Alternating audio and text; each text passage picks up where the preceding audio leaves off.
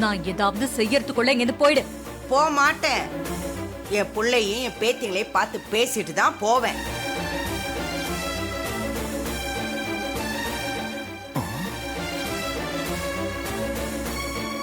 அப்ப இவங்க தான் என் அப்பாவோட அம்மாவா? என்னோட பாட்டியா? உன்னை பார்த்தாலே நீயும் உன் புருஷனும் செஞ்ச துரோகம் தான் எனக்கு ஞாபகத்துக்கு வருது. என் அம்மாவையும் என் தங்கச்சியும் கொன்ன பாவி நீ. திரும்ப திரும்ப தப்பாவே நினைச்சுக்கிட்டு இருக்கிறியே. தப்பு தப்பா நினைச்சு ஒரு காலகட்டத்துல அதுவே உண்மைன்னு நீ நம்ப ஆரம்பிச்சிட்ட. சாமுண்டீஸ்வரி, உன் அம்மாவை என் புருஷன் கூட பிறக்காத தங்கச்சியா தான் நினைச்சாரு. நானும் உங்க எல்லாரையும் சொந்தமா தானே நினைச்சேன். ஏதோ சந்தர்ப்ப சூழ்நிலையில தெரியாம ஒரு தப்பு நடந்து போச்சு. அதுக்காக என் புருஷன் அழாத நாளே இல்ல தெரியுமா உனக்கு? ஆதரவே இல்லாம அனாதைய நீயும் அம்மாவும் வந்து நின்னப்ப உங்களுக்கு ஆதரவு கொடுத்து அரவணைச்சுக்கிட்டது நாங்க உங்களுக்கு கெடுதல் நினைப்போமா? அதையே நீ கொஞ்சம் கூட நினைச்சு பார்க்கல. ஏய், பாவத்தை செஞ்சுட்டு அத போய் நியாயப்படுத்துற வேலையெல்லாம் வச்சுக்காத. என் புருஷன் எந்த பாவமும் பண்ணல. என் புருஷனும் ஒரு நாளும் உன் அம்மாவுக்கு கெடுதலும் நினைச்சது கிடையாது. ஏதோ ஒரு சந்தர்ப்ப சூழ்நிலை தெரியாம ஒரு தப்பு நடந்துருச்சு. அதுக்கு அளவுக்கு அதிகமாவே தண்டனையும் அனுபவிச்சிட்டாரு. நானும் அனுபவிச்சிட்டேன். போனது 2 உயிர். என் அம்மா ஒருதும் என் கூட பிறந்த தங்கச்சிதும். இல்லைன்னு சொல்லலம்மா. இத பாரு, நீ நிதானம் இல்லாம கத்திக்கிட்டே இருக்க. இப்படிதான் சில சமயங்கள்ல நம்மள அறியாம சில விஷயங்கள் நடந்துரும். ஏதோ அவ கெட்ட நேரம் அப்படி ஒரு சம்பவம் நடந்துருச்சு. ஓ, கெட்ட நேரம்? அத நீ ரொம்ப சுலபமா சொல்ற. என்னோட இழப்ப யோசிச்சு பாரு. எவ்வளவு பெரிய துக்கம் அது. உண்மைதான் சாமுண்டீஸ்வரி, உண்மைதான். ஒத்துக்கிறேன் நானு. அந்த தப்புக்காக உங்ககிட்ட நாங்க எத்தனையோ முறை மன்னிப்பு கேட்டிருக்கோம். நீயும் மன்னிச்சு விட்டுருக்கலாம். அது முடிஞ்சு எத்தனையோ காலம் ஆயிடுச்சு. இந்த பாரு, அடுத்த தலைமுறைகளும் வந்தாச்சு. இன்னமும் அதே தப்பையே நினைச்சுக்கிட்டு இருந்தா எப்படிமா? அந்த தப்புக்காக இந்த நிமிஷம் வரைக்கும் நாங்க அனுபவிக்காத தண்டனையே இல்லம்மா. அது சாதாரண தண்டனை இல்ல, கொடுமையான தண்டனை. நீ உன் அம்மாவை எழுத, உன் தங்கச்சியை எழுத, நாங்க மட்டும் இழக்கலையா? நாங்க பெத்த பிள்ளைய இந்த நிமிஷம் வரைக்கும் பார்க்காம இருக்குமே, இது எவ்வளவு பெரிய தண்டனை. அதுக்கப்புறம் இந்த பேத்திகள்லாம் பிறந்திருக்காங்க. அவங்க முகத்தை இத்தனை நாள் நாங்க பார்க்க கூட இல்லையே. அவங்க எப்படி இருப்பாங்கன்னு கூட தெரியாம இருந்தமே, பரிதவிச்சு போய் வாழ்ந்தமே. இதெல்லாம் கொடுமை இல்லையா? இது தண்டனை இல்லையா?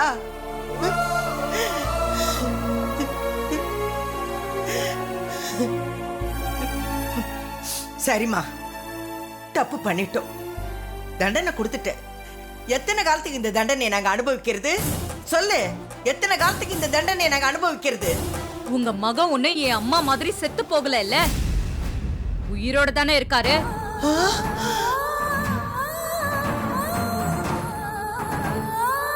என்ன பேசுற? ஏன் இப்படி அவசகுணமா பேசுற? அவன் உயிரோட இருந்தும் இல்லாத மாதிரி தானே ஒரு வாழ்க்கையை நாங்க வாழ்ந்துகிட்டு இருக்கோம். ஓ 4 பொண்ணுங்களை ஒரு 2 நாளைக்கு நீ பார்க்கலன்னா உனக்கு எப்படி இருக்கும்? ஆனா நாங்க வருஷ கணக்கா காலாகாலமா என் பிள்ளைய பார்க்காமல இருக்கோம். நாளைக்கே எங்களுக்கு ஏதாவது ஒண்ணு ஆயிடுச்சுன்னா அவன் வருவானா மாட்டானான்னு எதுவுமே எங்களுக்கு தெரியாது. இந்த தண்டனை எல்லாம் போதும்மா. இந்த மாதிரி ஒரு நரக வாழ்க்கை நமக்கெல்லாம் வேணுமா? நாம எல்லாரும் ஒன்னா சேர்ந்து சந்தோஷமா வாழலாமே. கொஞ்சம் யோசிச்சு பாரு. நீயும் உன் குடும்பமும் இல்லாமலேயே நாங்க சந்தோஷமா தான் இருக்கோம் அப்படின்னு நீ நினைச்சுக்கிட்டு இருக்க. ஆனா சத்தியமா சொல்றேன், என் புள்ள நிம்மதியாவும் சந்தோஷமாவும் இருக்க மாட்டான். அவ மட்டும் இல்ல, நீ பெத்த பிள்ளைங்க, ஏன் பேத்திங்க, அவங்க மனசுல எல்லாம் என்ன இருக்குன்னு உனக்கு தெரியுமா? நம்ம அப்பா பெத்தவங்க எல்லாம் எப்படி இருப்பாங்களோ, நம்ம அப்பா கூட பிறந்தவங்க யாரோ என்னமோ அவங்க எல்லாம் எப்படி இருப்பாங்களோங்கிற ஏக்கம் அவங்க மனசுல இருக்கும்.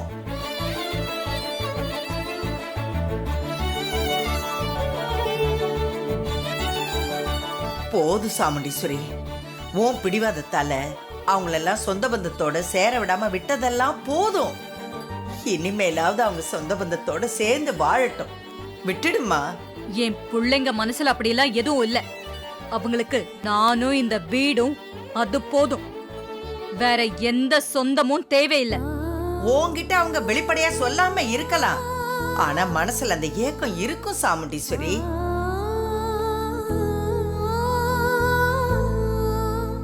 வேண்டாம்மா, பழியும் பகையும் மனசுல வச்சுக்கிட்டு நிம்மதி இல்லாம வாழ வேண்டாம். அது எல்லாத்தையும் தூக்கி போட்டுரு. நாம எல்லாரும் ஒத்துமையா சந்தோஷமா நிம்மதியா இருக்கலாம்மா.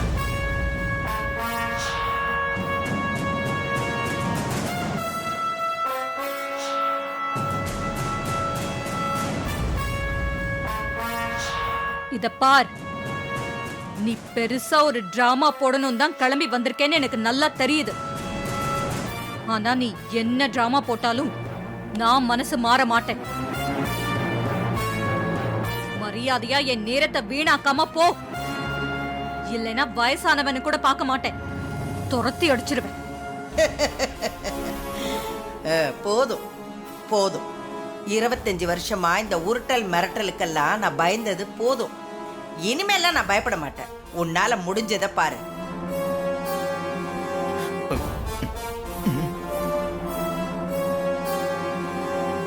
அக்கா, நீ கொஞ்சம் கோவப்படாம அமைதியா இரு. சரி, இப்ப எதுக்கு இங்க வந்திருக்கீங்க? என்ன சந்திரா, இந்த பொம்பளை கிட்ட போய் பேச்சுவார்த்தை நடத்திக்கிட்டு இருக்க? துரத்து முதல்ல இவள. அக்கா இரு, என்ன விஷயமா வந்திருக்காங்கன்னு நாமளும் தெரிஞ்சுக்கலாமே. சரி சொல்லுங்க, என்ன விஷயமா வந்திருக்கீங்க? என் பேரனுக்கு என் பேத்தி ரேவதிய பொண்ணு கேட்டு வந்திருக்கேன்.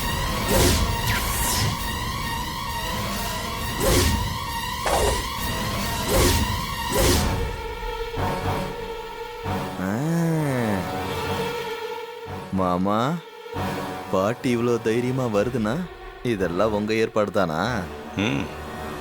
நான் தான் வர சொன்னேன். சூப்பர் மாமா, நல்லா யோசிச்சு நல்ல முடிவா எடுத்திருக்கீங்க. அத்தை என்ன செய்யறாங்கன்னு பாப்போம்.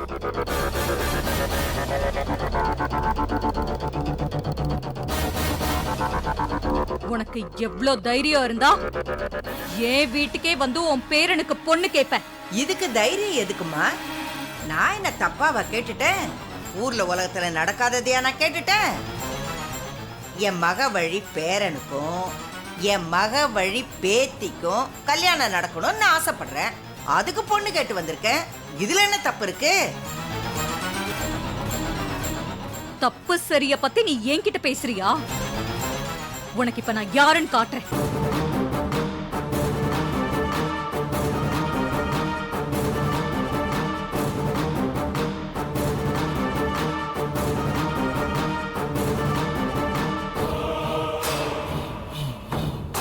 மாமா, அத்தை ரூமுக்கு போறத பார்த்தா பயமா இருக்கு மாமா. ஒருவேளை துப்பாக்கி எடுக்க போயிருப்பாங்களோ? அவங்க ஆவுனா துப்பாக்கி எடுக்கிற ஆளு தானே மாமா. மாமா, பாட்டியை போக சொல்லுங்க மாமா, சுற்ற. நீங்க வேற மாப்பிள்ள, இந்த துப்பாக்கிகளாம் அம்மா பயப்பட மாட்டாங்க. பாப்போம் அவ என்னதான் செய்யறான்னு. ஏன் மாமா, பாட்டி முறத்தால புளிய துரத்தின பரம்பரையோ? இப்படியே பேசிட்டு இருந்தீங்கன்னா அவகிட்ட சொல்லி முதல்ல உங்களை தான் சுட சொல்லுவேன். என்ன மாமா, சேம் சைடு கோல் போடுறீங்க? தெரியுதுல்ல, பேசாம ஓகே, என்ன நடக்குதுன்னு பாப்போம்.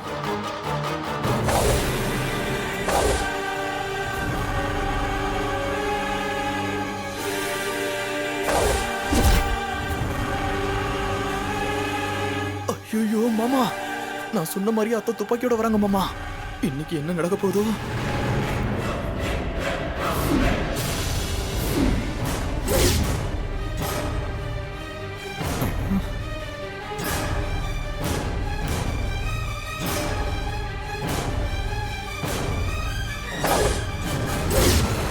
இது பாரு, இந்த துப்பாக்கிக்கு வேலை கொடுக்கறதுக்கு முன்னாடி இங்க இருந்து ஓடி போயிடு.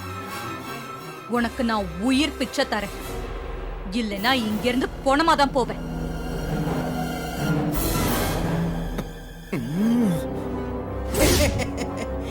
என்னை யாருன்னு நினைச்ச? இந்த மாதிரி துப்பாக்கி எடுத்துட்டு வந்து நீட்டினேன்னா நான் பயந்துருவேன்னு நினைச்சியா? அதுக்கு வேற ஆளை பாரு. அப்போ நீ பொணமா போறது உறுதி.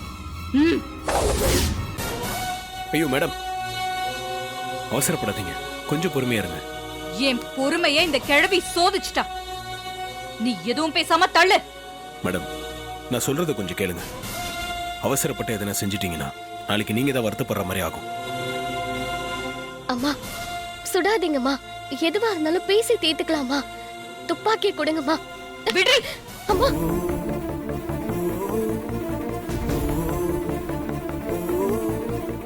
அம்மா, நீ செய்யறது கொஞ்சம் கூட சரியில்லை.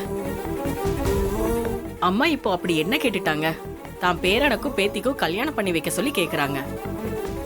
ரெண்டு பக்கமும் பேச அவங்களுக்கு உரிமை இருக்கு.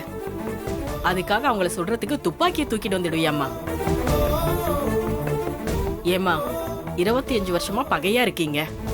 இந்த கல்யாணம் நடந்தா ரெண்டு குடும்பமும் ஒண்ணு சேரலாங்கிற நல்ல எண்ணத்தோட தான் இவங்க பொண்ணு கேட்டு வந்திருக்காங்க. இன்னும் பகைய வளர்த்துட்டே போறதுனால யாருக்கு என்னமா லாபம்? பேசாம கொஞ்சம் விட்டு கொடுமா, எல்லாம் நல்லதே நடக்கும்.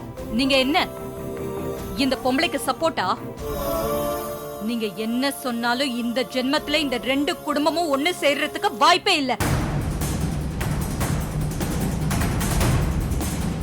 இவ்வளவு நாள் இல்லாம இங்க வர இந்த பொம்பளைக்கு எப்படி தைரியம் வந்துச்சு?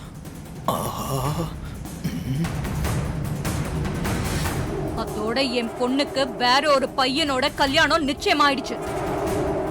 இப்போ குழப்பம் பண்றதுக்குனே இந்த பொம்பளை இங்க வந்திருக்கு. நீ நினைக்கிறது எந்த காலத்திலயும் நடக்காது. இந்த அம்மாவோட பேரை என்னைக்குமே இந்த வீட்டுக்கு மருமகனா வர மாட்டான். அவன் என் கண்ணுல பட்டா உயிரோட திரும்பியே போக முடியாது. உங்க முன்னாடியே நிக்கிறான், உயிரோட திரும்பி போக முடியாதான்.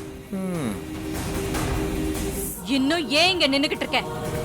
நான் உன்னை துப்பாக்கியால சுட்டுடுவேன். போயிடு.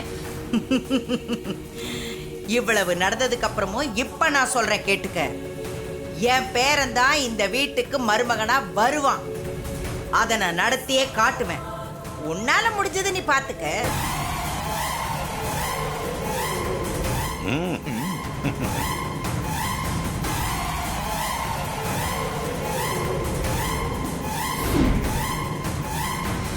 மாமா, ஒரு தாயின் சபதம் மாதிரி இது ஒரு பாட்டியின் சபதம்.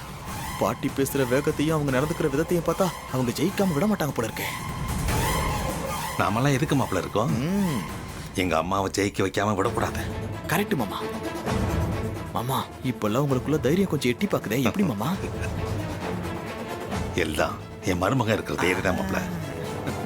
என்கிட்டயே நீ சவால் விடுறியா? போனா போகுதுன்னு பார்த்தா நீ அடங்க மாட்டியா? மேடம், வேண்டாம் மேடம், சொன்னா கேளுங்க. அம்மா கோவப்படாதீங்கம்மா, துப்பாக்கி கொடுங்க. தயவு செஞ்சு இங்க இருந்து போயிடுங்க. இதுக்கு மேல பேசின பிரச்சனை பெருசாதான் ஆகும்.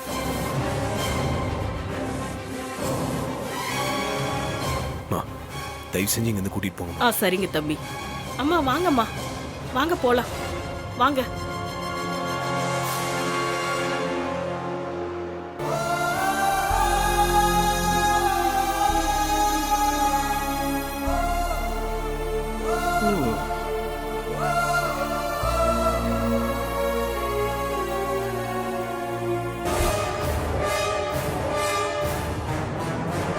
இதெல்லாம் உங்க வேலையா? நீங்க சொல்லிதான் உங்க அம்மா பொண்ணு கேட்க வந்தாங்களா? ஐயோ, எனக்கு எதுவும் தெரியாது ஈஸ்வரி. அவங்க பேரன் யாருன்னு கூட எனக்கு தெரியாது.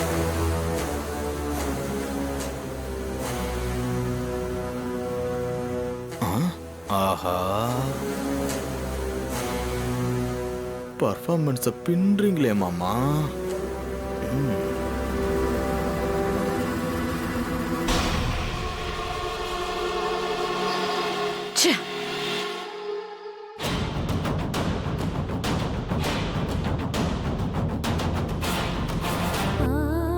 நடந்ததெல்லாம் பாக்குறப்போ ஒரு பக்கம் வருத்தமா இருந்தாலும் இன்னொரு பக்கம் பாட்டிய பார்த்ததுல ரொம்ப சந்தோஷமா இருக்கு.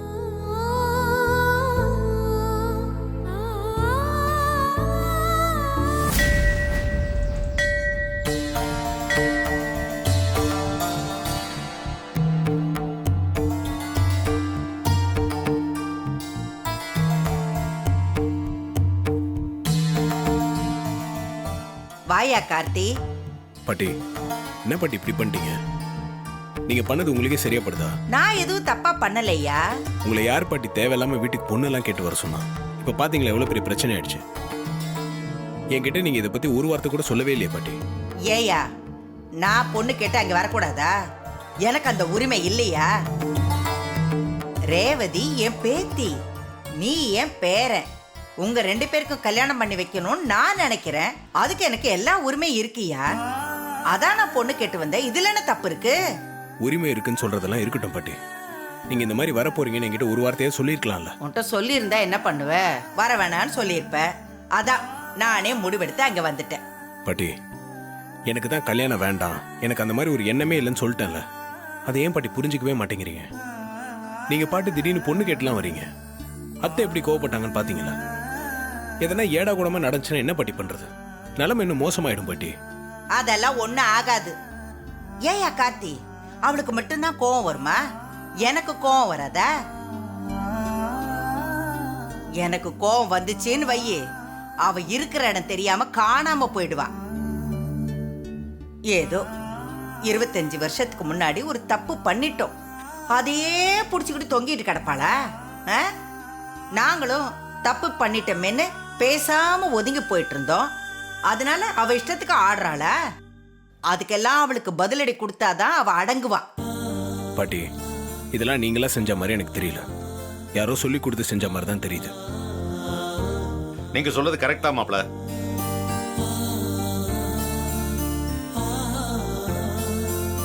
நான் சொல்லிதான் எங்க அம்மா வந்தாங்க. மாமா எல்லாம் தெரிஞ்சு நீங்களே இப்படி செய்யலாமா? தாத்தா பாட்டியை பார்த்தாலே அத்தை கோவம். இந்த நிலைமையில பாட்டி எதுக்கு அங்க பொண்ணு கேட்டு வர சொன்னீங்க? தேவையா மாமா அதெல்லாம்? மாப்ள எல்லாத்துக்கும் ஆரம்பம்னு ஒண்ணு இருக்க வேணாமா? அதனாலதான் வர சொன்னேன். கலகம் பிறந்தாதான் நியாயம் பிறக்கும் மாப்ள. அதுக்காக நிலைமை எப்படி இருக்குன்னு தெரிஞ்சுக்காம ஏன் மாமா நீங்க இப்படிலாம் நடந்துக்கணும்? ஏற்கனவே ரேவதியோட கல்யாணம் சிக்கல்ல இருக்கு. அதுல இருந்து எப்படியாவது அவளை வெளியே கொண்டு வரணும். இந்த மகேஷ் மாயா எவ்வளவு மோசமானவங்கன்னு அத்தைக்கு வேற புரிய வைக்கணும். இவ்வளவு பிரச்சனை இருக்கிறப்ப நீங்களும் புதுசா ஒரு பிரச்சனையை கொண்டு வந்தீங்கன்னா எப்படி மாமா? மாப்ள ரேவதி கல்யாணத்துல சிக்கல் இருக்குன்னு சொல்றீங்கல்ல, நீங்களே ரேவதி கழுத்துல தாலி கட்டி கல்யாணத்தை பண்ணிக்கங்க, சிக்கல் தானா தீர்ந்து போகும். ஆமாப்பா, நீ பேசாம ரேவதியை கல்யாணம் பண்ணிக்க. அதான் இப்போ இருக்கிற எல்லா பிரச்சனைக்கும் ஒரே தீர்வு. ஏங்க நீங்க வேற எதனா பேசி குழப்பி விட்டுறாதீங்க, கொஞ்ச நேரம் பேசாம இருங்க. அவரையும் அடக்குறீங்க மாப்ள. ரேவதியை கல்யாணம் பண்ணிக்கிறதுக்கு உங்களுக்கு எல்லா உரிமையும் இருக்கு. நீங்க என் தங்கச்சி பையன், நீங்க ரேவதியை கல்யாணம் பண்ணிக்கிட்டா என் தங்கச்சி அடிக்கடி நம்ம வீட்டுக்கு வந்துட்டு போவா, நானும் அவ வீட்டுக்கு போவேன், சொந்த பந்தங்களா ஒன்னா இருக்கலாம். கல்யாணத்துக்கு சரின்னு சொல்லுங்க மாப்ள. ஐயா கார்த்தி, மாமா தான் அவ்வளவு தூரம் சொல்றாருல்ல, சரின்னு ஒத்துக்கப்பா. பாட்டி நான் கல்யாணம் பண்ணிக்கிற மனநிலைமையில இப்ப இல்ல, சொன்னா தயவு செஞ்சு புரிஞ்சுக்கங்க. மாப்ள உங்க நிலைமை எனக்கு புரியுது மாப்ள. ஆனா இந்த சந்தர்ப்பத்தை விட்டா நம்ம 2 குடும்பமும் ஒண்ணு சேர்றதுக்கு வேற வழியே இல்ல. ரேவதியை நீங்க கல்யாணம் பண்ணிக்கிட்டா சாமுண்டி சிறுவங்களை மாப்பிள்ளை ஏத்துக்கிட்டு தான் ஆகணும். அப்புறம் நாம எல்லாரும் ஒரே குடும்பமா சந்தோஷமா இருக்கலாம். இல்ல மாமா, இதெல்லாம் சரியா வராது, தயவு செஞ்சு என்ன விட்டுருங்க. ஏன்பா இந்த ஒரு விஷயத்துல மட்டும் இவ்வளவு பிடிவாதமா இருக்க? இங்க பாரு, நீ ஒருத்த மட்டும் சம்மதம் சொன்னா நாங்க எல்லாரும் சந்தோஷப்படுவோம்ப்பா. பிரிஞ்சிருக்கிற குடும்பமும் ஒண்ணு சேர்ந்துரும். குடும்பத்துக்காக நீ கொஞ்சம் இறங்கி போக கூடாதா? மாப்பிள்ள நீங்க ரேவதியை கல்யாணம் பண்ணிக்கிட்டீங்கன்னா என் பிள்ளைகளுக்கும் தாத்தா பாட்டி மாமா அத்தை உறவெல்லாம் கிடைக்கும். இது வரைக்கும் அந்த உறவை பத்தி தெரியாமே வளர்ந்துட்டாங்க. இனிமேலாவது அவங்க அதை பத்தி தெரிஞ்சுப்பாங்கல்ல. என்னையா பேசாம இருக்க? கல்யாணத்துக்கு சம்மதம் சொல்லியா? பாட்டி என்ன மன்னிச்சிருங்க, இந்த ஒரு விஷயத்தை தவிர வேற என்ன வேணா சொல்லுங்க, நான் கேட்கிறேன். மாமா நீங்களும் என்ன மன்னிச்சிருங்க, இது மட்டும் என்னால முடியாது மாமா, நீங்க என்ன தப்பா எடுத்துக்காதீங்க. எப்பா என்னப்பா கார்த்திக் இப்படி சொல்லிட்டு போறான்? நாம அவ்வளவு தூரம் எடுத்து சொல்றோம், அவன் மனசையே மாத்த முடியலையா? பாட்டி கார்த்தியோட பொண்டாட்டி செத்து கொஞ்ச நாள் தானே ஆயிருக்கு. இன்னும் அதுல இருந்து அவர் மீண்டு வரல. அவர் அந்த அளவுக்கு பொண்டாட்டி மேல பாசமா இருந்திருக்காப்ல. அதனாலதான் இன்னொரு கல்யாணத்துக்கு அவ்வளவு சீக்கிரத்துல ஒத்துக்க மாட்டேன்றாரு. அதுக்காக கார்த்திகை இப்படியே விட்டுற முடியுமா ஐயா? அவனுக்குன்னு ஒரு வாழ்க்கை அமையணுயா. அவனும் பொண்டாட்டி புள்ளைங்கன்னு சந்தோஷமா வாழணும்ல. ஆமாம்மா, மாப்பிள்ளை சொல்றாங்கிறதுக்காக நம்ம சும்மா இருக்க முடியாது. ஏதாவது பண்ணி ரேவதி கழுத்துல அவன் தாலியை கட்ட வைக்கணும். அதுக்கு நாம தான் ஏதாவது பண்ணணும். மாமா மாமா, இந்த கல்யாணத்துக்காக என் உடல் பொருள் ஆவி எல்லாத்தையும் கொடுக்க தயாரா இருக்க மாமா. எடுத்துக்கோங்க ப்ளீஸ். நீங்க இப்ப சினிமா டயலாக்லாம் பேசுறீங்க. முதல்ல நம்ம எல்லாரும் சேர்ந்து கல்யாணத்தை முடிப்போம், அதை பார்ப்போம். மாமா, இதைத்தான் நான் அந்த மாதிரி சொன்னேன். அம்மா, நேரம் ஆயிடுச்சு, நான் கிளம்புறோம். நீங்க எதாவது யோசிச்சுட்டே இருக்காதீங்கம்மா, ஜாக்கிரதையா போங்க. வரட்டுமா? சரிப்பா, ஜாக்கிரதையா போயிட்டு வா. வரேம்மா. பாட்டி வரேன். வாங்க. வாய்யா.